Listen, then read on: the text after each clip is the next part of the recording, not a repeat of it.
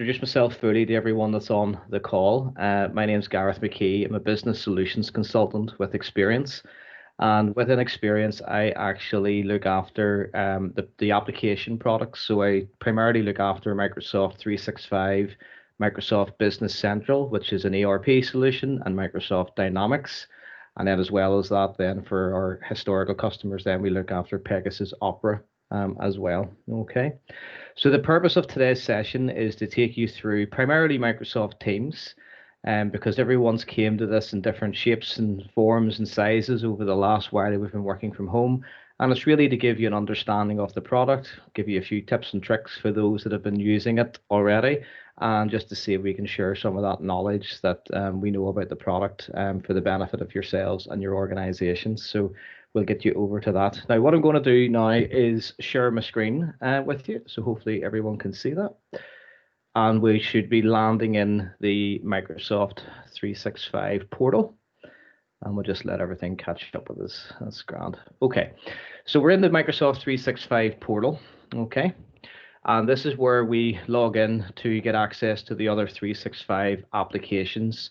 So primarily that would be the browser versions of Outlook, OneDrive, the standard Microsoft applications, and then there's various other applications in there that you'll find useful, and certainly we can pick those up at another time. But what we're looking to do today is concentrate on Teams. Now, Microsoft Teams itself is actually a application within the Microsoft 365 stack that exists in 3 locations. So you can access it the way we're going to access it today from a browser. You can also download it as a desktop client, and you can also install it on your mobile phone. Okay, so you can have 3 areas where you can use the application. Okay, typically from the mobile phone point of view, I nearly use that as my 3rd screen. So that's where I check my notifications and so on. So it is handy to have that downloaded. And all 3 areas of the product in terms of where you install them are all very similar in look and feel. Okay, so within the browser here, I'm going to click on Teams, and this will bring me into the Teams browser environment. Okay, and we have our demo team. Now today, for the purpose of the demonstration today, we're using the Microsoft demo, and we are a company called Contoso. As you can see here, that's the company name. Okay, and I'm going to take you through the environment of Teams, explain the areas of the product, and then we'll get into the actual Teams functionality. Okay, just a few caveats with the product. As you can imagine, if you've used Teams, it does change quite a bit in terms of additional functionality. And depending on what day of the week it is, you'll get different sort of Microsoft notifications about the product going forward. Today's no exception. So as soon as I've logged into the product, it is encouraging me within the browser application to download the desktop app. And you can do that on the bottom left-hand side of your screen. And you'll also see here, it's asking me as soon as I come into the product to turn on desktop notifications. Now, when you're using a browser, whether you're using Teams or reading the Daily Mail, you usually get asked about these notifications if you want to turn them on. And when you do turn them on, those notifications live within your browser of choice, be that Chrome, be that Edge, and so on. So I'm going to just turn those on. For the purpose of clarity, these are called banners in Teams. So when it refers in settings to turning on banners or notifying you within a banner, this is what it means. It's the purple box that pops up on the bottom right hand side of your screen. So we're going to turn those on. Okay, now we're going to start off top left hand side of the screen. This grid is the equivalent within the Microsoft 365 product stack of your start menu in Windows.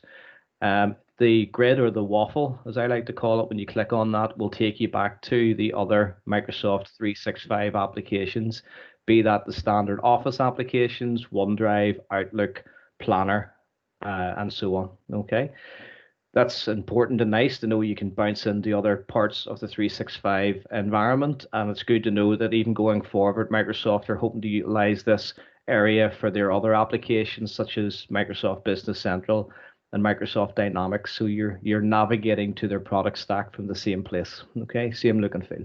Okay, so that's the top. We can see we're using Microsoft Teams, and I'm going to take you across the menu bar at the top of the screen. And we're going to focus first of all on this search bar. Okay, so a lot of people have been coming to Teams primarily over the last while as a meeting tool. So how to have meetings both internally and externally with customers and clients.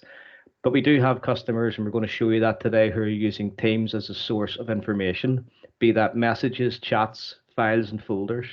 And certainly it can be a complement or replacement for your traditional file stores, so servers, desktops, email.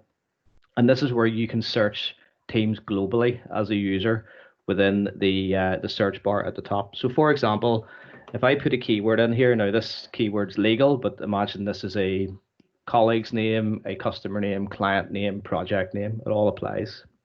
What the system will do here is it lets me see here two locations where the term legal has appeared. First of all, here we've got in bold the term legal, and that basically is indicating that it's found that term within my Teams environment, and I'll show you that in a bit more detail shortly. It's also found a team called Legal and Compliance, and as you can see here, that team exists on my screen. Okay. It would also do the same search for any chats that you'd set up within Teams that you'd given a name, or for colleagues. Okay. So starting here, if I click on where it's legal and bold, that's my keyword, I'll explain what this is doing. So first of all, within the system, it's going to any messages that I've sent or received from colleagues, and it's searching those messages to find out if the legal keyword has been found. And as you can see here, it has. So there was a message between myself and Joni where we were talking about the legal review. Okay. So that's quite a powerful search, and in the demo environment, it's quite minimal in terms of the information contained within it. But if you're starting to use the product for your files and folders across your organization, that's a very powerful search tool. And just to show you, I can click in here to the message, and it will bring it up in context. So it will bring me to the team or the channel where this conversation is being had, and you can see the conversation flow. Okay.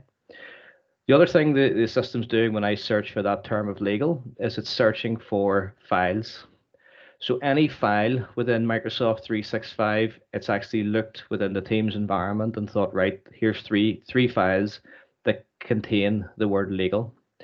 What you'll notice though from the files that it's found here is that each of these files lives within a team. So you can see here, there's the launch team, and within the documents, and each of these here, there's the term legal within those documents. What you will notice is that none of these file names contains the word legal. So one of the most powerful things about Microsoft 365 within that Office 365 stack, whether you're using Teams or OneDrive or SharePoint, is the search tool. So not only when you do a search within Microsoft 365, are you searching file names, you're also searching for the content in those documents.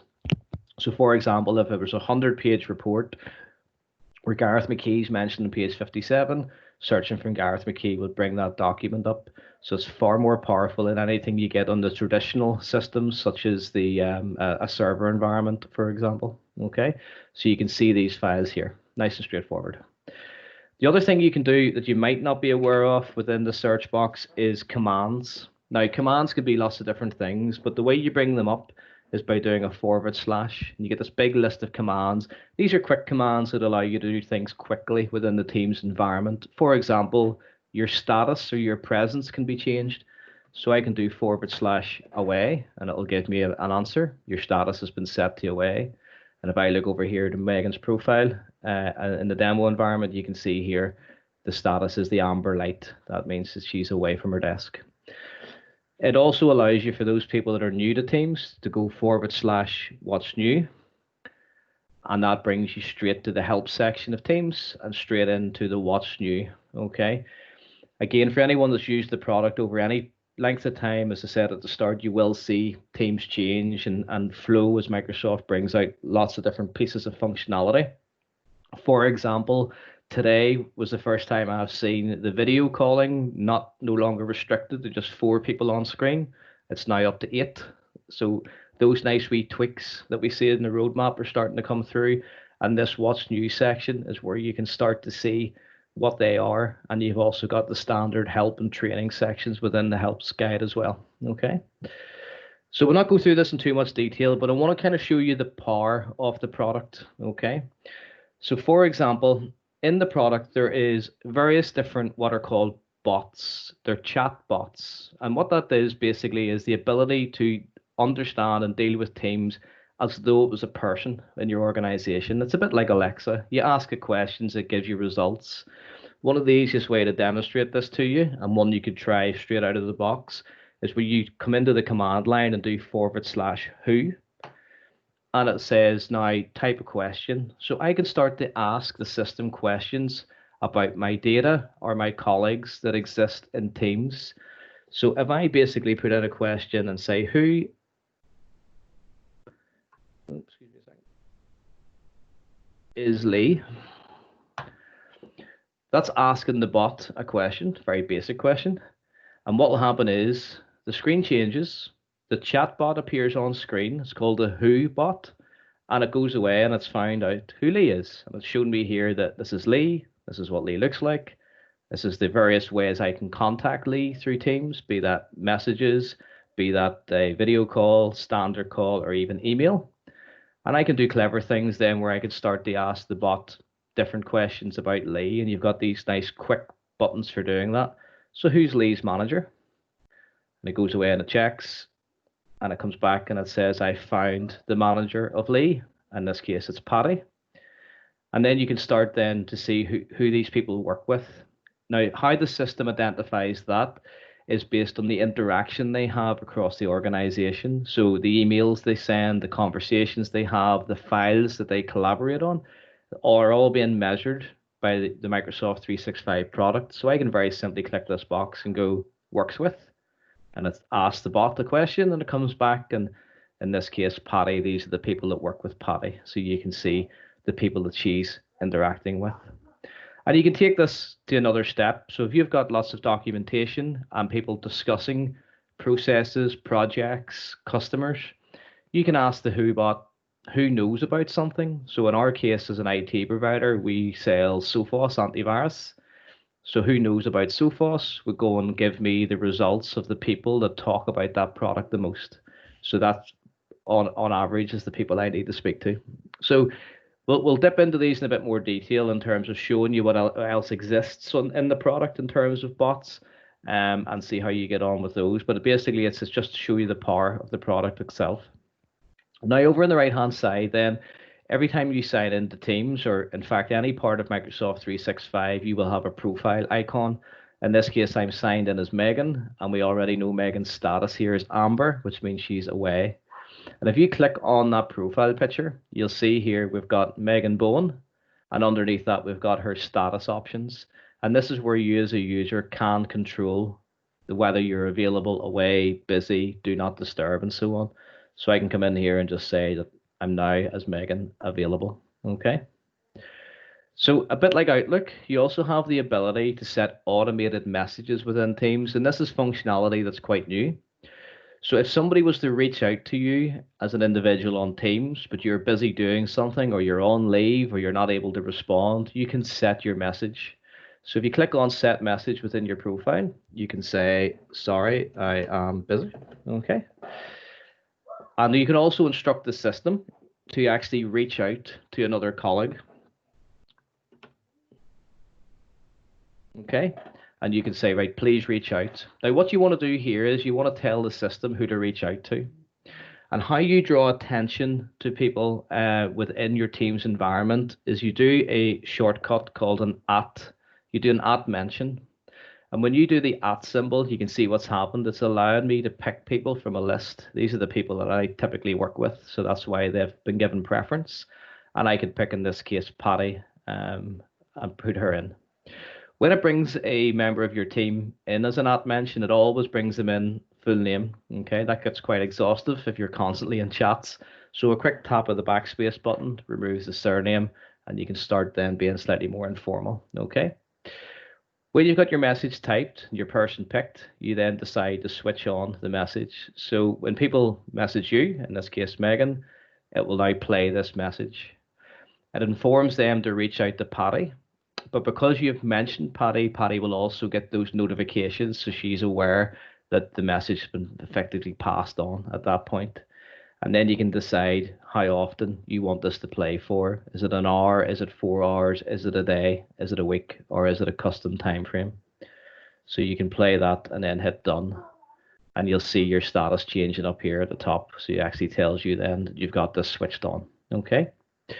The other thing you can do within this profile and within Teams itself is as you start using it, you will get more and more messages and communications, some of which you may want to save.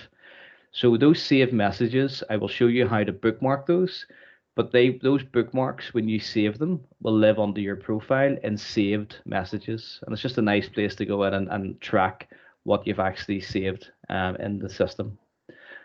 Underneath that, then we've got settings, which we're going to bounce into a second. But if you want any quick keyboard shortcuts, version details, or how to download the desktop or mobile app, you'll also get those underneath your profile. So very quickly, we're going to go into settings. So settings in Teams kind of gives you a flavor of the sort of control that you can get as the end user without having to interact with IT. So nice and simple in general. It's the theme.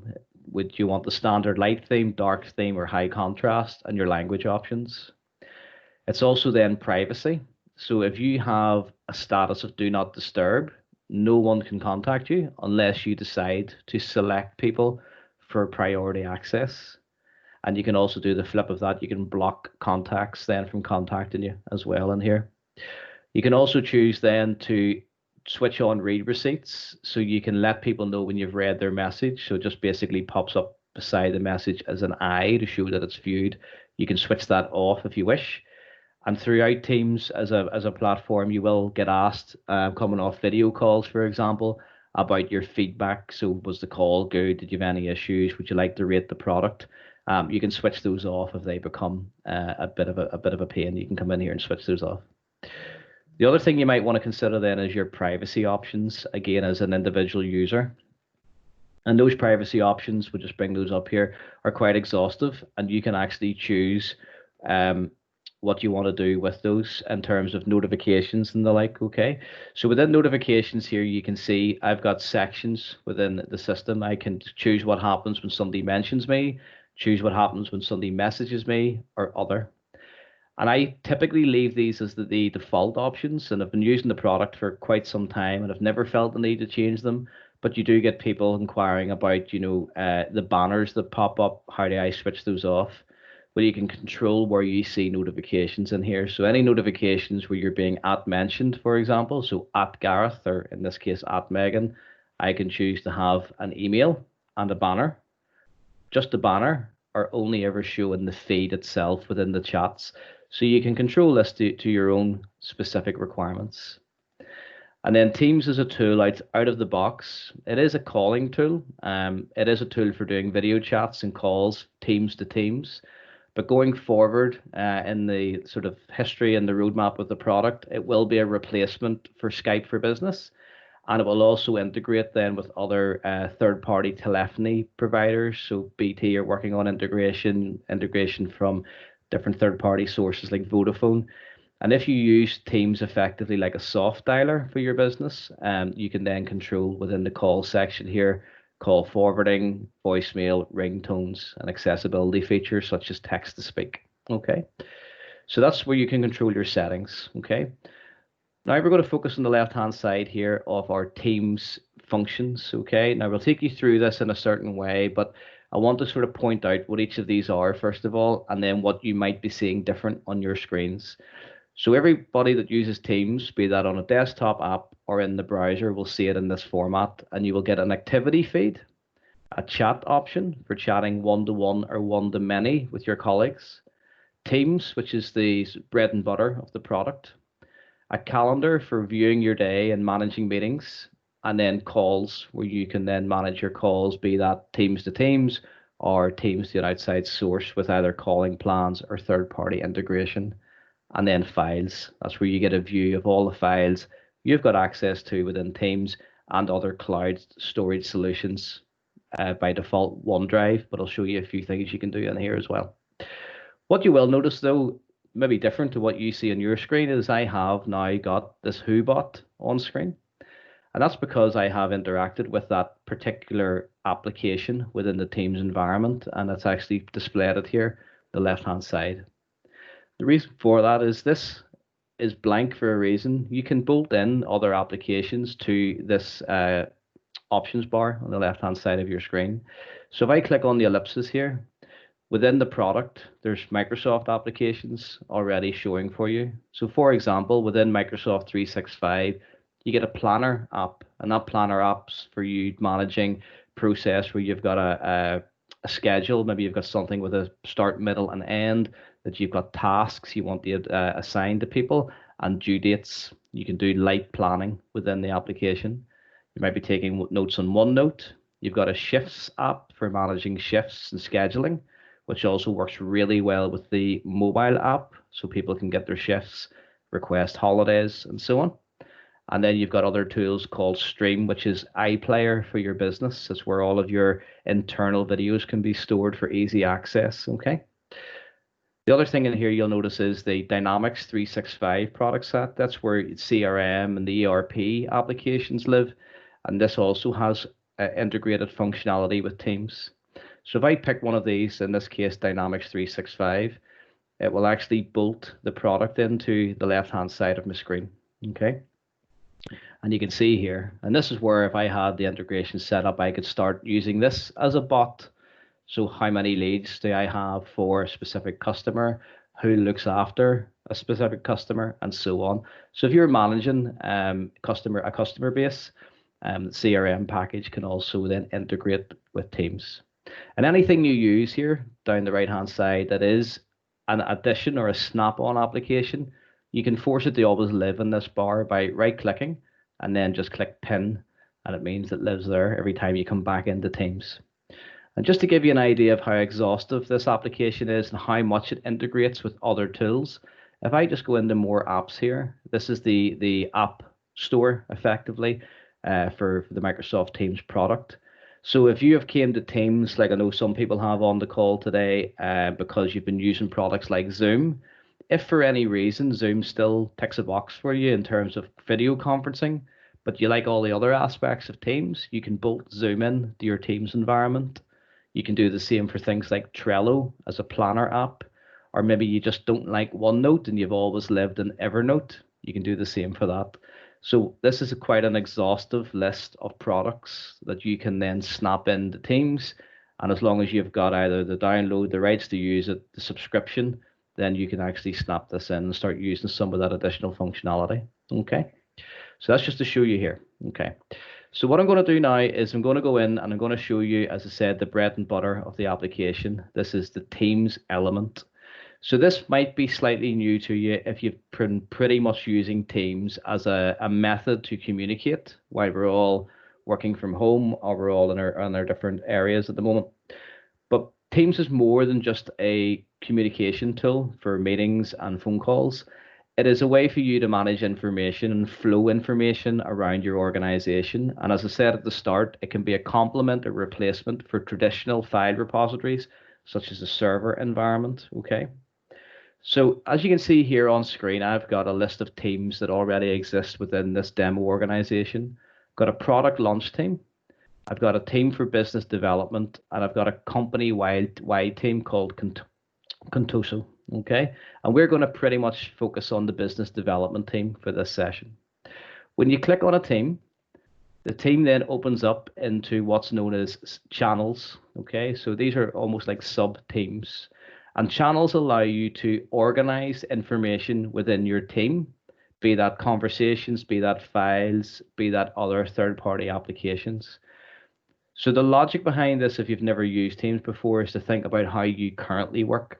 So let's take an example. Let's say, for example, on a server, there's a folder called directors, and it's only accessible by the directors within your organization.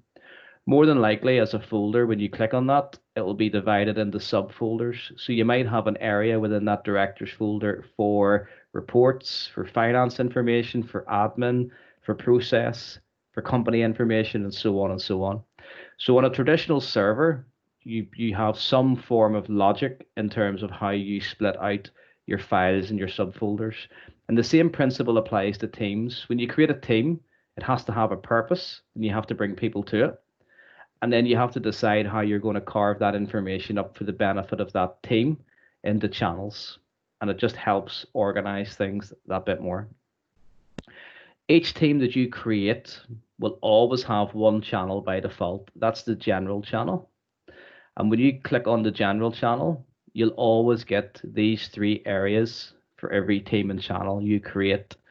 A place for posts or conversations, a place for files, so that could be files or folders, and a wiki section, which is all to do with notes and how you can take notes and use it as a bit of a scratch pad, almost like a cut down OneNote. Okay. Beside that, then you can then start making your teams or your channels unique for the purpose of what you need to use them for. So with the tab, you can bolt in other areas of Microsoft 365. So again, things like Excel, Word, SharePoint, if you're already using that, Power BI reports, Dynamics CRM. And then again at the bottom, doesn't have to be Microsoft. You've got all of these other applications that you can use to then bring into Teams. And it could be something as simple as a website. So you could have a company website, a supplier website, places where you talk about your purchases, and you've always got links to supplier information.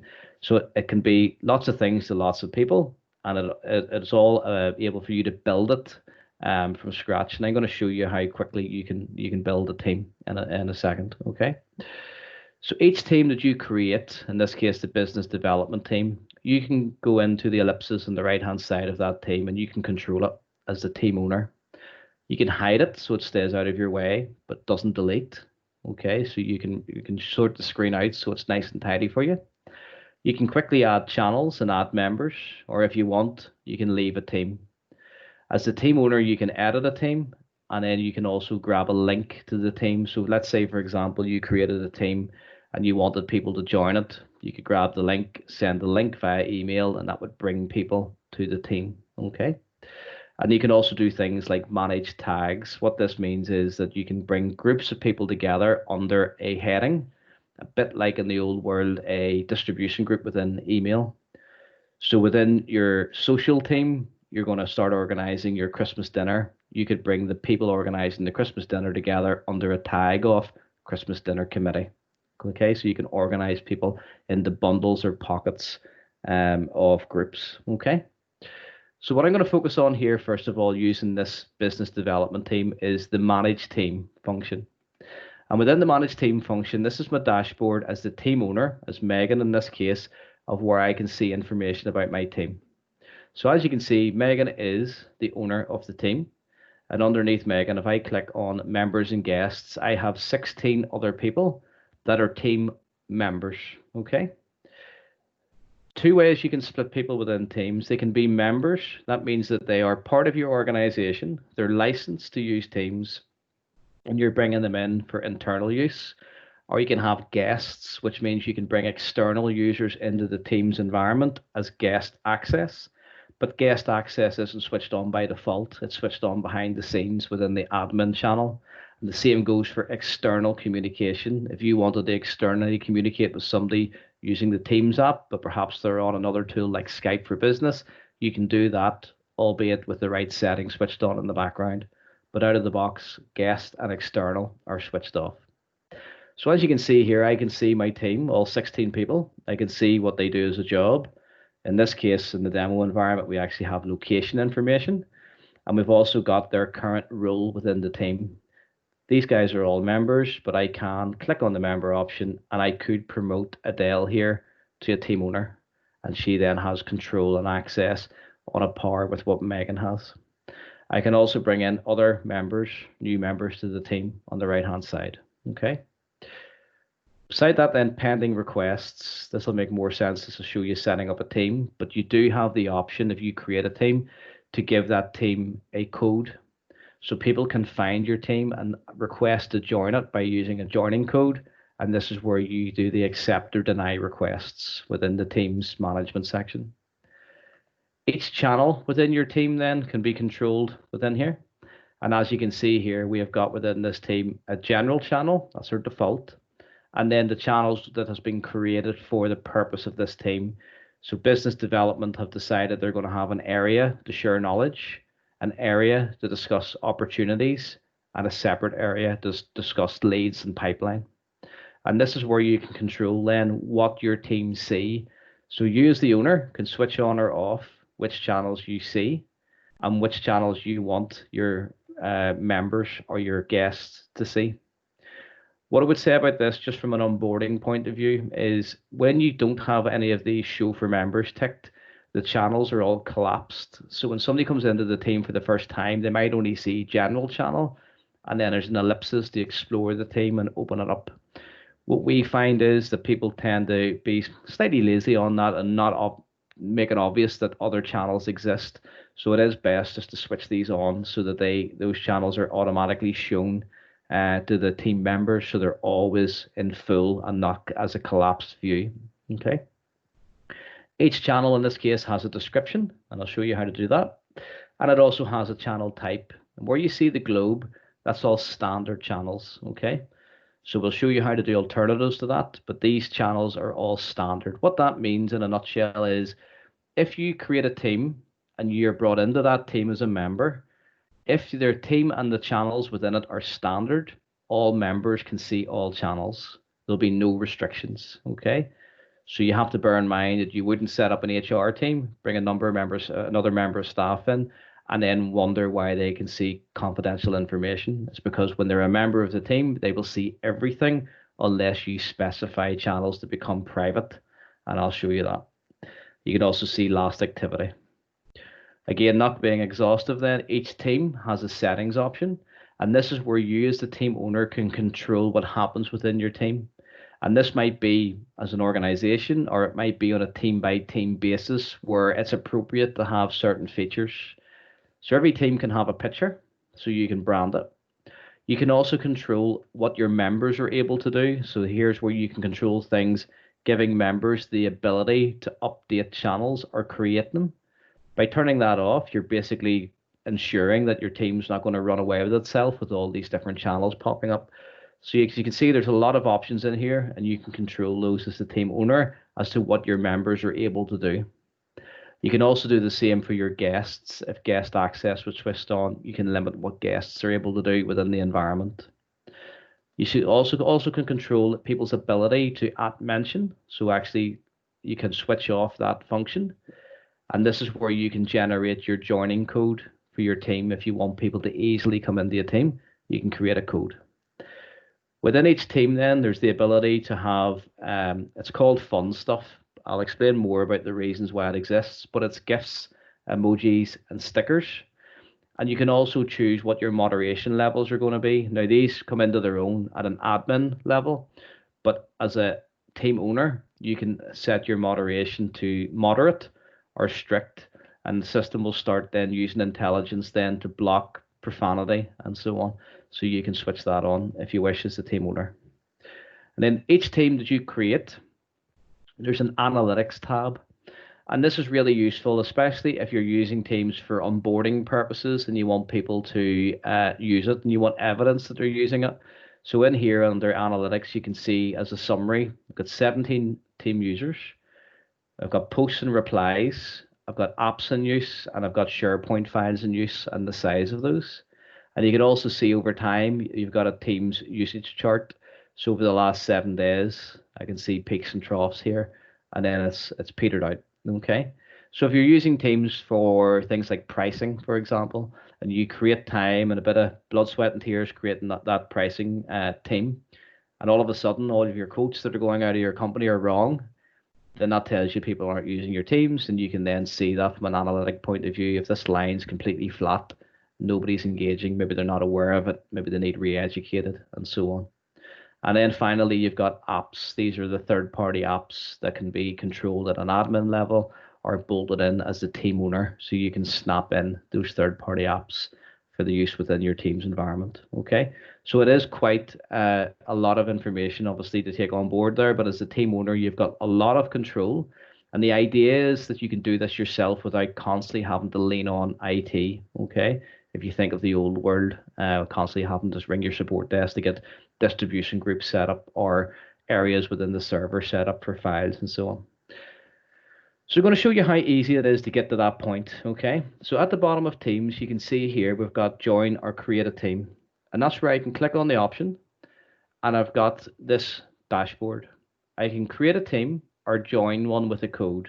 That's where a team member could put the code in and ask to join, okay? But we're a team owner, so we're going to create a team.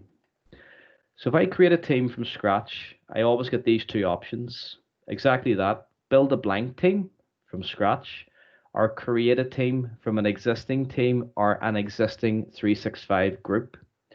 So just to explain what 365 groups are, they're things like a planner tab where you've created a plan to work on a project within Planner. And when you create that for that customer, it creates a group in the background.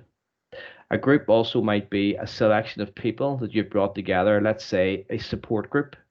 So you've created a group in Outlook, and that group has a name called support, an email address called support at, and an area for files.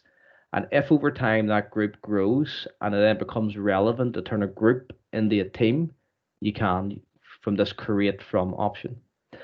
In reality, most people are building teams from scratch because they're really not they don't have the environment in the first place to start copying from. So I'm going to do that. I'm going to build a team from scratch. So if I click on this, in the real world, you won't get these three options, okay? You can see here I've got private, public, and organization wide. When you do this yourselves, you'll only have these first two options. So a private team is just that. It will only be you as the owner will have visibility of the team until you bring people to it. If it's public, once the team's created, it will sit in this dashboard and your team will be aware of it.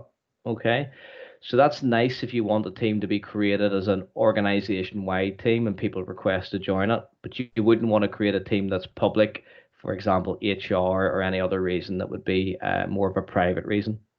The other reason for creating private teams when you're starting to get your head around teams is it means then your teams aren't visible until you say they are. So you can build it and make your mistakes and get your team ready for then consumption with your members and your guests. So I'm going to do a private team.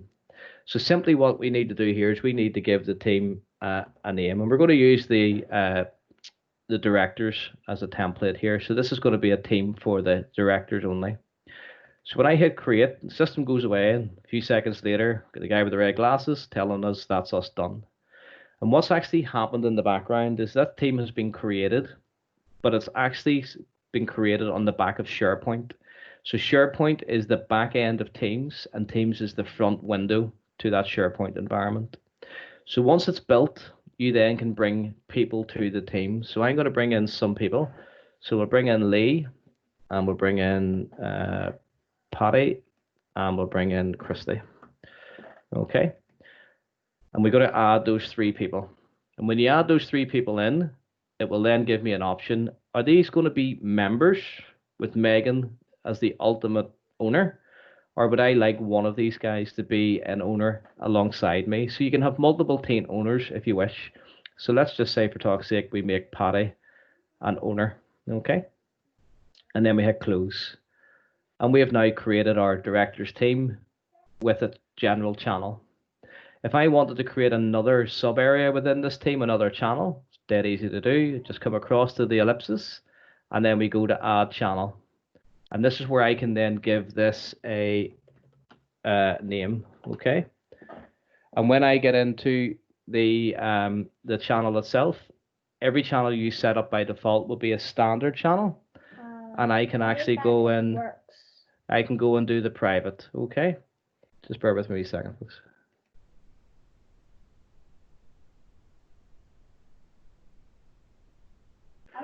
Sorry about that. Okay, so I can make this private, okay? What that means then is if a team's got multiple users and everyone who has standard access are able to access the team, I can then restrict it further by making a specific channel private. When I make a specific channel private, I can then name certain users to only get access to that channel. Okay, so in this case, I'm only going to bring in Patty then in terms of the private ownership of this channel. So the two people that can see it will be Megan as the owner and Patty because she's been brought in. Okay. and I can then create that channel. And you can see here, it's got a padlock, it's private. So that's a way for you to ring fence your team so that if there are going to be certain areas within it that require channels, you can restrict members' access by making them private and only bringing in the relevant members to that private channel. Okay. So once you've got your team built out, as I mentioned, you will have sections within each channel. So we'll focus on the director's general channel. We've got a place for posts, a place for files, and as I mentioned, the scratch pad for notes within the wiki. So at the moment we're in posts, and this is really the conversations that are happening within your team. So as you can see, within the Microsoft stack, they pretty much want you to be able to be empowered to use the product. So you usually get very graphical representations of how-to guides, so you can come in here and learn more about adding people, creating channels, and so on. You'll also get a bit of an audit trail as to what's happened within your team or your channel. So you can see here that we've added Christy and we've added Patty and promoted Patty to team owner. So this window here that we're in for post is your conversation window. And this is where you can start chatting to your team. And this is how you can decide as an organization, does Teams become an area for collaboration and communication? And really what happens typically, not all the time, but typically what you're trying to do is remove that internal communication from Outlook.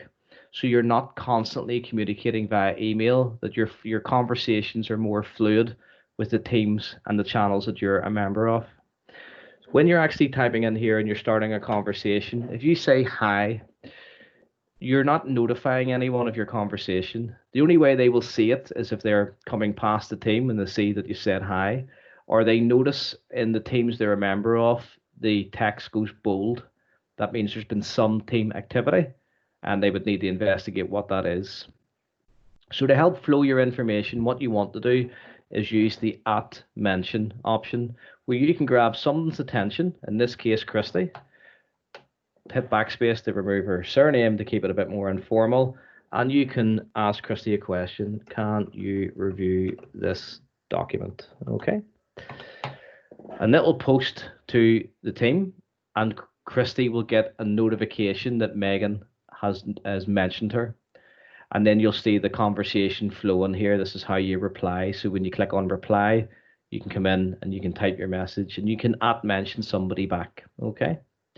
The other way to acknowledge messages is not just replying, but if you hover over the right-hand side here, you can give things a thumbs up, a like, a love, and so on. So you can simply give something a thumbs up to say you've read it, you've seen it, you've acknowledged it. And within that wee menu here, you've got an ellipsis. And this is where you can do things like if you've made a spelling mistake, you can edit your message, you can delete it if you want to delete it and then retype it again. You can copy it, you can fire it out to Outlook for further conversations and email. And this is where you also can save and bookmark your messages. So when you bookmark them, they'll appear under your profile. Okay. So down at the bottom here in our conversations, you can see I've got some other options. Each conversation you have will typically always be in the same format. But if you click on the format tool underneath conversation, this gives you more scope to do things like format your text, insert bullet points, put in URLs or code or tables, or even change the urgency of the message. You can take that slightly further when you click on where it says new conversation, and you can turn this into announcements. So you can give the communications headlines, you can brand it, you can color it, you can make it company specific, and you can start to communicate newsletters and so on. So attention grabbing headlines. You can also control them when you're in this option if you would like people to be able to reply to your message. So if you're instructing people to do something and it's not up for debate, you can actually restrict the replying options to just owners or moderators so that standard members can't respond in line to that communication. And you could also do things like post your message in multiple channels.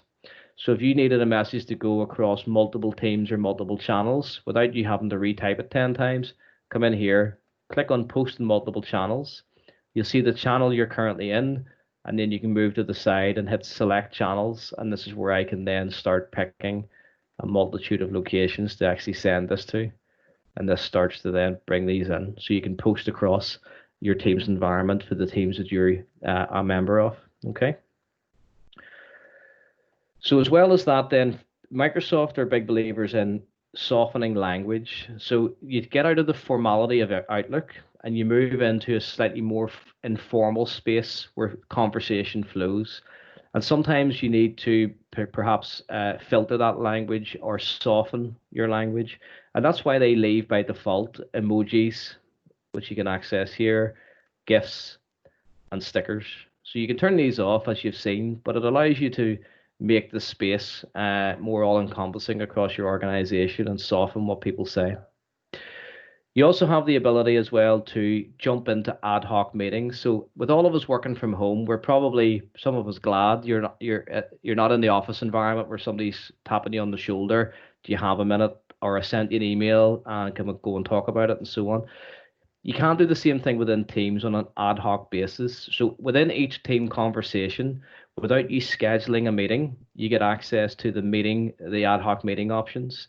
You'll see that down here. It's just a wee camera icon, Meet Now. And if you click on the Meet Now option, it bounces you out within your conversation to the meeting option where you can give this a topic of training. Okay. And you can switch on your camera, you can schedule the meeting for another time, or you can simply hit Meet Now. And that would bring you and your team members together for an ad hoc meeting. So it's only the people within this team. Okay. You also have the ability then, if you click on the ellipses, to do things like praise, where you can praise members of staff. So you can send them badges and messages acknowledging what they've done. Again, helps with onboarding. You can also then put in other options such as Microsoft Forms for collecting information via surveys, locations where people are based, and weather and so on. And then this gets to the point where it goes back to that big application source. You can start bolting in other third-party applications. Okay. So in this example that we've done so far, I've asked Christy to review a document, and I'm going to show you how you can collaborate within Teams on documents. And in order to do that, I'm going to show you how to get files and folders into Teams in the first place. And I'm going to do that here within this general channel and go to Files. This will give me, when it comes up here, a look and feel very similar to OneDrive, if you've used OneDrive. And this is where I can then decide, right, I'm going to create a new file or folder. So let's say, for example, I want to create a folder within this location just to be more organized. I click New, I click Folder, and it'll ask me for a name. So let's just do training. Okay. And it will create a training folder. And it gives the folder or the file a wee tomahawk that indicates that it's new. It shows you that it was modified a few seconds ago and who modified it. So there'll always be a trace and a check on what's going on. If I jump into this folder, obviously it's blank and I want to upload information to it. So I do that by using the upload option, and I can upload individual files or folders. So I'm going to go to folders and I'm going to go to documents on my machine, and I'm going to upload these demo documents. And it will then start uploading. You'll see here, and if you want, you can click on it if you're fast enough, and you'll see them all populating. Okay. So you can see here, Tomahawk's back, Contoso Electronics, and I've now got 3 documents in here that are now ready for consumption within the team. You can, if you want, sync these documents back down to your local device in much the same way you can with OneNote. Grab links to them and send that via message or email. Download them to your device, or you can open everything up in SharePoint. SharePoint gives you more document control, but what Microsoft are aiming to do for the rest of 2020 is to make Teams more relevant in that SharePoint world, so that a lot of the SharePoint controls will start to then migrate into Teams. You'll already see that if I click on the ellipses here behind the document, where I can do things like open in SharePoint, or I can check documents out. You'll be able to apply your tabs, your metadata, and your rules about your documentation in Teams just as you can in SharePoint going forward. So let's bounce back to your posts here, and let's assume Christy has asked me, yes, I can help you, but what document are you talking about? Well, in each conversation, I've got an attached option, And if I click that, it will bring me into one of three locations. It will ask me, do I want to upload documents from my PC? So let's say they are not in Teams, I can upload them. I could bounce out to my OneDrive and upload a document that sits in my OneDrive and it's personal to me. I can then make that fit for Teams consumption, or I can go to Teams or channels that I have access to and grab the documentation I need. So in this case, that's what I'm going to do. So if I hit browse and go into the training folder I've just created and into Contoso Electronics and grab this spreadsheet, we've now got two options. This spreadsheet might be my master copy, so I could upload a copy of it to the team and allow people to use the copy. Or what you tend to do in Microsoft 365 is instead of you sending information to people, you bring people to your information, and that's where you live in links. So I can simply send a link to the document, and what I'm doing is bringing the team back to that source file. So you see it will populate. It'll allow me to type a message if I want, and I can hit forward.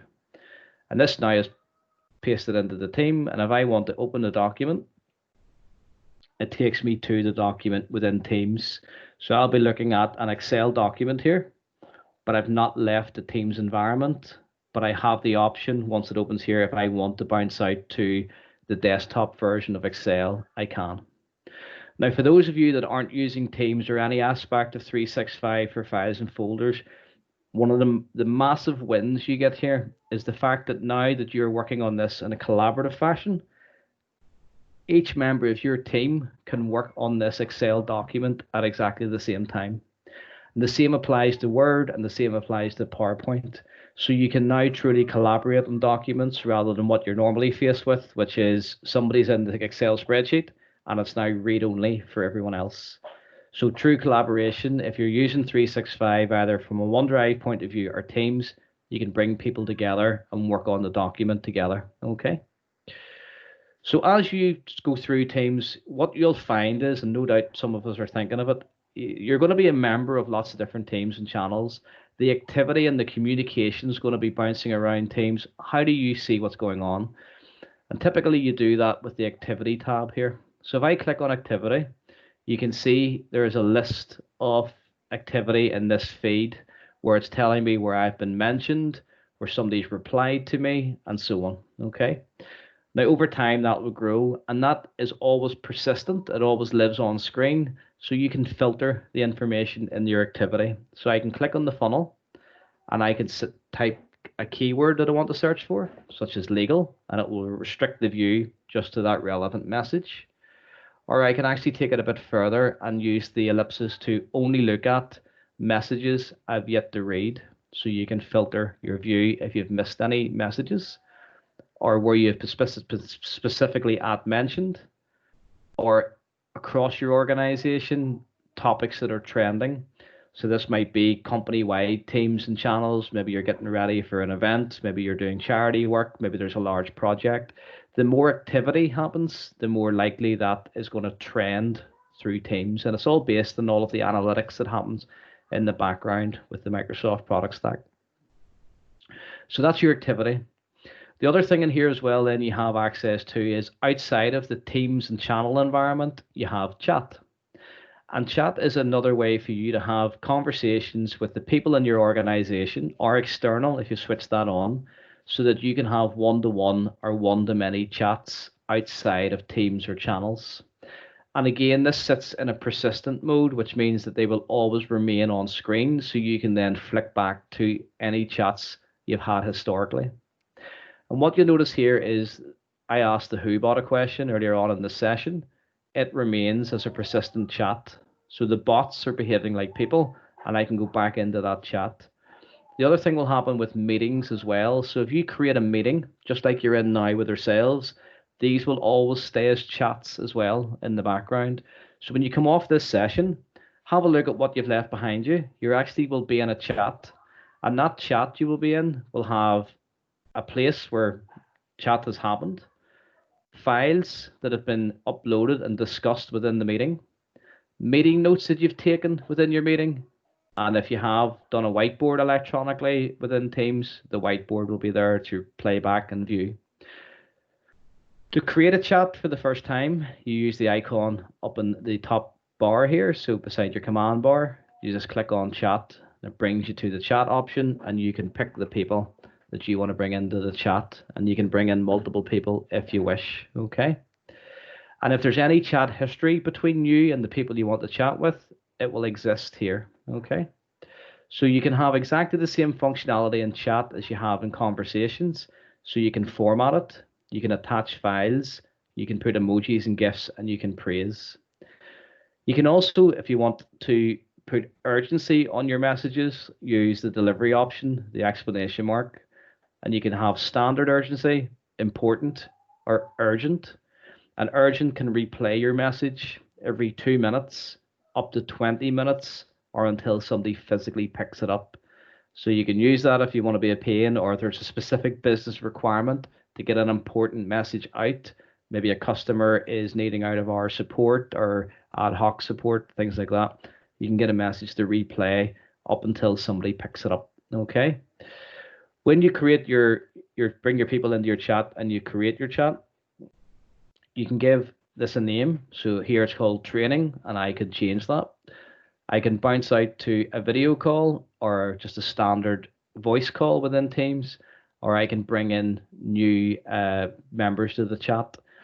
One of the beautiful things about chat is that when you bring in a third person or a fourth person, you get the option to restrict their view of the historical chat. So if you don't want somebody to see what you've been talking about, but you do want to bring them into a chat, you can then say, I'm going to bring you in, but you're not seeing any historical chat. Okay. So once we bounce off that, just conscious of time, then I'll talk you through here and we'll finish up within meetings. But in Teams, you do have a section for calls. And when you have the app installed or you're using the browser or your mobile phone, without you adding anything to your licensing, you can call each other Teams to Teams. So you can have voice calls from one Teams application to another, and the same for video. But when Skype for Business goes next year as a product, this will be the landing screen for Skype for Business. So if you did have this as a soft dialer or you took Microsoft up on their call plans, this can be your telephony system within your organization. You also have access to files within the environment, and files can be files that you've opened recently, files that you have access to within the Teams environment. So you'll get a big list here of all of the files you have access to. So as you can see, or you can bounce out really quickly to your OneDrive. Okay, so this is my business OneDrive. That's obviously part of my demo environment. Very quickly, one of the things that are useful for people to know is we do see people go into OneDrive, for example, and downloading a file and then re-uploading it to Teams, and you don't have to do that. Without leaving this screen, I can come into my OneDrive section, pick the file that I would like to move to a team, in this case, the sales invoice template, and up here decide to move or copy that somewhere. So if I hit move, for example, I can move it somewhere in my own OneDrive, or I can click on browse teams or channels, pick the team that I want to move it to, the area that I want to move it to, in this case, general, and into the training section I created earlier on, and I can just hit move. And you can do the flip of this in OneDrive. In OneDrive, you'll see the ability to move something from OneDrive to Teams. Okay, so that's a nice shortcut if you want to start populating Teams without having to download and upload. Okay, so we're going to finish up, just conscious of time here, in our Teams calendar. Okay, so on the left hand side, we're going to go into calendar, and what this shows you is your personal view of today, the 4th of May. And you can see here in the demo environment, we've got some meetings that are occurring. Now this red line will move down your screen. And as that red line touches the time that the meeting's happening, it will activate the meeting. And you'll have a join option here, just as you see when you join the meeting today to come into this session. What that means in the current environment, and I know personally and experience, we find this, is we are living in Teams as you would expect. Because we're not in the office, we're bouncing between internal meetings and customer meetings and so on. So I use this as almost my daily plan. As this line hits my meeting, I can join it. When the meeting finishes, the line's moved on and the next meeting becomes active. Okay. I'm going to show you how to create meetings within this, and then we'll give you some of the tools that you can use to help present and then view those going forward. So anytime you're in this calendar, you always get access to Meet Now. that allows you to bounce into an ad hoc meeting without a schedule and then go and bring people to it. Okay. But mostly we'll be creating meetings where we're giving it a date and a time, just like you do in Outlook. And you can create team meetings in Outlook or here. Okay. It's basically the same and look and feel with a couple of caveats. Okay. So what I'm going to do is I'm going to create a meeting and I'm going to give this a reason for training. And I'm going to bring in the members of the training committee that I need to bring in. So I'm going to bring in Lee, I'm going to bring in Christy, and I'm going to bring in Adele. Okay. He says, no, we'll bring in Patty. No, it doesn't like it. Okay, we'll keep those two in. So just like in Outlook, you have the ability of setting your date and your time for your meeting. Okay. You can also then set up your meeting occurrence, whether that's a one-off or repeat. Okay. Now, when you create a meeting in Teams, that meeting, as I've already showed you, has a place for chats and a place for meeting minutes and a place for files.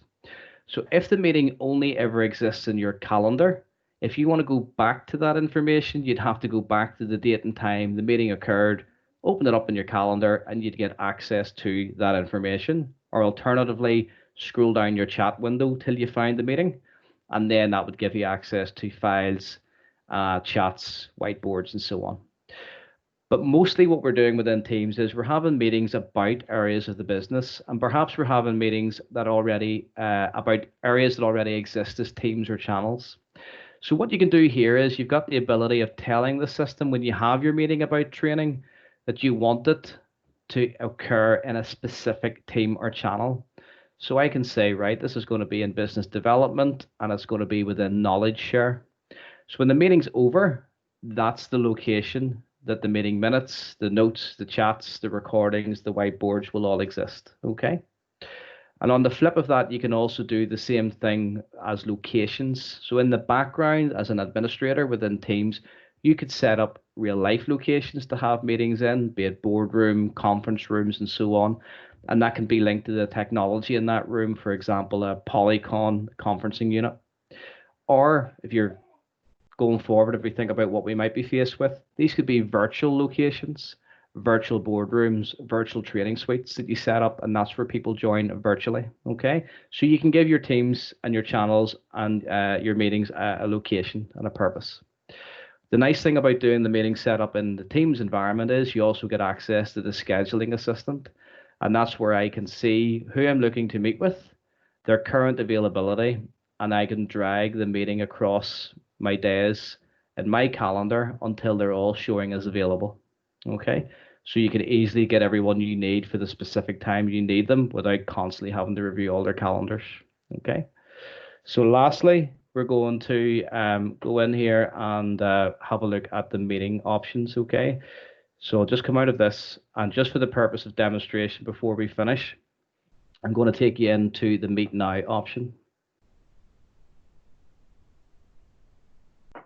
Okay, so I'm going to Meet Now, and that will bring up our screen, which is our conferencing screen for meetings. So when you go into a meeting, it will be given a name. You can edit. You can switch on or off your camera or your microphone, and we're going to join the meeting. And we'll get a blank slate. This is our meeting deck where we can actually start then to control the meeting that we're in. So when you move your mouse, you will get this control option at the bottom of the screen. Control camera, control microphone. If you want to share your screen, you've got a sharing option. And if you click on the sharing option, this control dock will appear at the bottom of your screen. You can share your full desktop. And in fact, if you've got multiple monitors, you can restrict it to monitor 1 or monitor 2 or monitor 3, depending on how many you have. That's quite heavy on bandwidth. So what you might want to do is only share specific documents. So let's say, for example, I want to present a PowerPoint presentation. Well, what I can do is I can go across and hit browse on the right hand side within the doc. I can pick a location where I know my document exists, so I know it exists in Teams. And I'm going to go in here to the directors team, into general, into training, and into Contoso.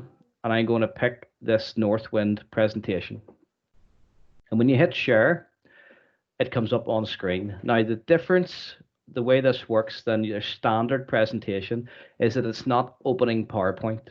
So if you think about trying to work PowerPoint on its own, you get PowerPoint open, you bring up your file, you hit slideshow, and PowerPoint gives you the slideshow on one screen and your controls on the other. That's complicated enough until you mix in some form of collaboration tool or meeting tool, because you have to concentrate on what you're showing, plus you have to control it. And the nice thing about just showing an individual file within Teams, in this case, this PowerPoint, is I can control PowerPoint just from one option. So if I hover over the left-hand side, I've got a forward and back option to move through my slides. So as a presenter, I am seeing what my audience see. I'm not have to concentrate on another screen or control deck. I can simply move through each slide. And what you notice here on the right-hand side is there's an eye currently on this. That eye is open. And what that means is your audience can also control the PowerPoint presentation. But the beauty of that is that they won't affect anyone else that's also watching. It's personal to them. So if somebody does come into a presentation 10 minutes late and you've got the eye open, they could go back and review slides so that doesn't interrupt anyone else. But if you're doing this from a sales point of view and you've got all your pricing at the end of the presentation, it also means they could skip forward and take the surprise away. So you as the presenter control that. So you can click on the eye, close the eye, private viewing is disabled and only you are in control. Everyone else has to watch, okay? The other beauty of the control deck is when you finish with one document and you're then ready to come off the screen or show something else, your audience will be seeing this shared value screen. You bring up your control deck and then you pick the next item or document that you want to share, and it means the transition is nice and smooth, okay? And you can also do that for multiple documents, or if you wanted out to a whiteboard, for example, so you can collaboratively work on a whiteboard or get your audience to view a whiteboard if they wish. Beside the share option then in the ellipses, this is where you control your device settings. And it's also where you get access to your meeting notes. So when you click on meeting notes, it pops up on the right-hand side and you simply hit take notes. This is collaborative again. So when you're taking notes as presenters, those notes will all capture. So if you have one or two people gathering notes in this field, that it will all be saved with your meeting. If you're specifically doing minutes and you want more real estate to take your notes, you can actually bump out here to view notes tab. It will minimize your meeting, keep it on screen, and give you a meeting notes section with, you can actually split out into sections a bit like OneNote. So that means that the person taking the minutes have a better look and feel. Okay. And then you've got in your ellipses then the ability to get rid of the clutter on your screen. So if you're struggling for real estate and your audience tell you bits are cut off, you can actually hit full screen and that brings it up on screen.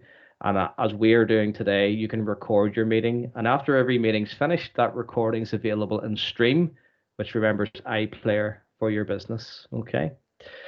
Each team or meeting you have has a chat window, so you can actually chat with your audience, and they will all be kept as a persistent chat against the meeting. And then finally, then you've got a participants option where you can show your participants and you can add people and invite them in or mute them or control the lobbies. Okay. So it's quite a simple interface. And when you get your head around the control deck here and sharing, it becomes quite a slick way of engaging either internally with stakeholders, or we use it quite heavily, obviously, at the minute with customers and doing presentations and demos. So it is quite a good solution for that. Okay. So just conscious of time, we're just about 11 minutes over, so appreciate your patience, okay? So I'm just going to come out of this.